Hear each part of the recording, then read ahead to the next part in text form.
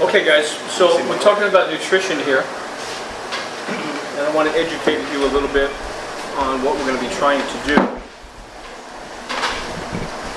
In order for you to have success in the baseball world, your body has to be a baseball type body. It's one of the very first things that the Coach Scouts are going to look at. They're going to see your body before they see you play. They're going to make a judgment on you before they ever see you play. Just like when you look at a girl or a car, you say, oh, I don't like that car, it's not my style, it's not what I want to drive, or she's not the right type of girl for me, right? So you're making an immediate judgment. You don't know who that girl is, you've never driven that car, you don't know how many miles are on the car, you don't even know who made it, but you've made a quick judgment on it. And that's what's going to happen with coaches. So they're going to look at your body type. Now, good coaches know body types. There are three types of bodies. There are three types of bodies. Does anybody know any of the types? Does anybody know the difference between an ectomorph and a mesomorph? Have you ever heard that word before? How about an endomorph? Have you ever heard that word before? Endomorph. No. Okay, so we're going to talk about that a little bit. Because you're here to get better and we're here to get you prepared for the future. And one of the most important things we need to do is get your body ready. And then we're going to teach your body how to move. But if your body's not ready to move properly, and your body's not the right body type, and we're not doing the right things, and we're not eating right, we're extending the timeline of how to get you prepared. We want to shrink the timeline. Does that make sense? We want to get you ready as fast as possible. Okay. So, there are three things that affect the way your body looks in terms of, there are three main factors. The most important factor is genetics. Your genetics come from your lineage, your mother, your father, your grandparents.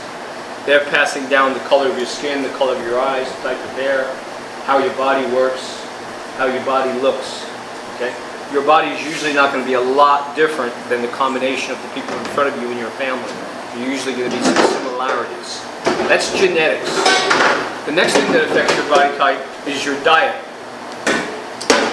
And the next thing that affects your body type is exercise. Now, genetics count for about 65–70%. It's the largest factor. It's the factor we can't change. Diet is the second thing. We're going to talk about diet in a second because we have to get you ready. So diet becomes the second thing, the most important thing. The least important thing that will change your body is exercise. The least important thing. Diet is much more important than the exercise. So it would be foolish for you not to have a correct diet and then go out and exercise all day long and work really hard. You're not going to get the benefit. We want you to receive the benefits. We can't change your genetics. I can't change you from an ectomorph to a mesomorph. If you're an endomorph, you're never going to be an ectomorph. Okay? So there are three types of body types. So the ectomorph, stand up, take a look at this boy. This is an ectomorph body. He didn't get that from exercise. Okay?